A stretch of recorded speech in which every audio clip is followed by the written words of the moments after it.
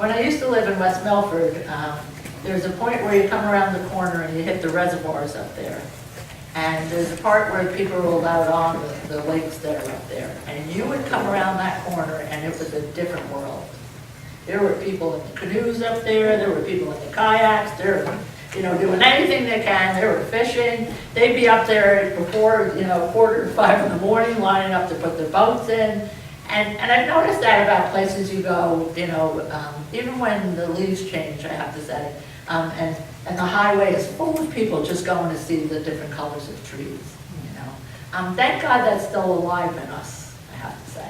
Because every day when you come around that corner, when I used to live up that way, it was like, work is done, let me live, I have to say. Let me just enjoy the planet and live a little bit. And that scary thing of making people addicted to all these little things, particularly children now, is where you bring them up. But as my thoughts continued, Andrew Jackson Davis, whose picture is in the back of the room, who is considered the father of modern spiritualism, talked quite a bit about nature's divine reality and the balance that's so important in that.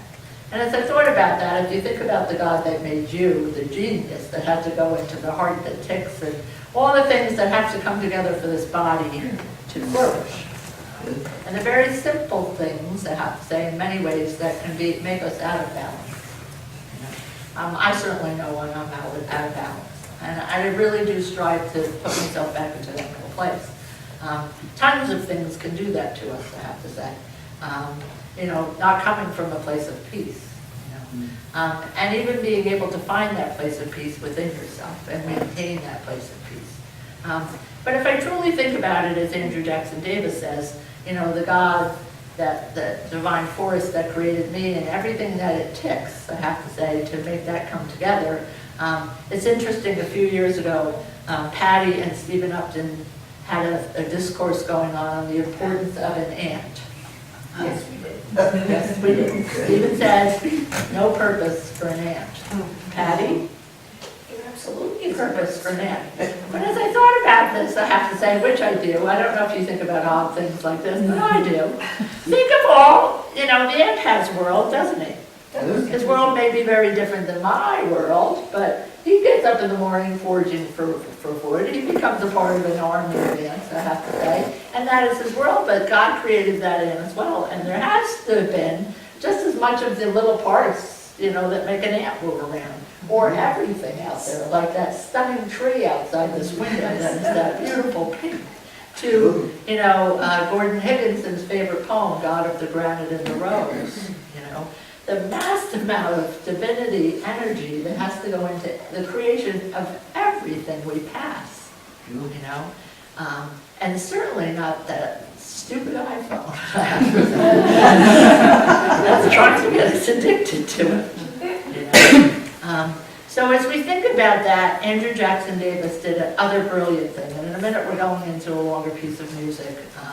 And it will mean different things for you than it might mean for someone else in the room, because it takes you to different places.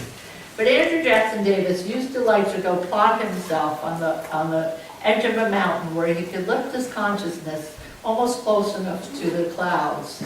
So what he was not seeing or trying to focus on was the reality of this planet. And there's beautiful paintings that have been done because he would see the spirit world come to him in that. And he went from upstate New York, where he did that, to Massachusetts.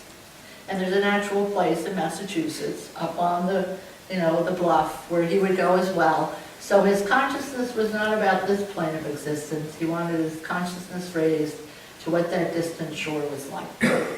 And for those of us who are spiritualists, we believe we do go on from here. So there is another shore somewhere.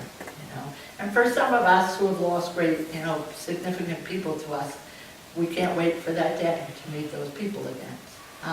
But that distant shore has other meanings for people. Sometimes, I have a friend of mine who thought she should never have been born here. She was actually mad God made her come. She'd rather be home, she says. And for some of us, particularly as mediums, there is that summerland, as Andrew Jackson Davis calls it, and all the realities of what that life is now as we move on from here to the next plane of existence, to the next experience of life. as Edgar Casey said, you just slip away through a doorway to the next great experience of life in a different way. You know? So as you think about World Day yesterday, I truly believe there is a balance in all of us around us, because there's a balance inside of us. So when our life gets so demanding that we wear ourselves down, we're out of balance. When we get so greedy, it's all about materialism, which we've seen a lot on the planet, it's out of balance. You know? When we enter into addictions, or dishonesty that pulls us out of balance, you know, it's really important that we remember, as the world seems to be speeding up, you know, that we go around that corner up in West Milford and see all those people who say, I'm shutting that all off. I'm going paddling in that lake. I'm going outside to talk to a bird. I'm going to go look at that ant and look at it in a different way. Because the same divinity that put the huge amount of effort into us did that for the sparrow or the rose or the all different colored trees that are out right now. And for us to not pay attention would be really such a deep shame.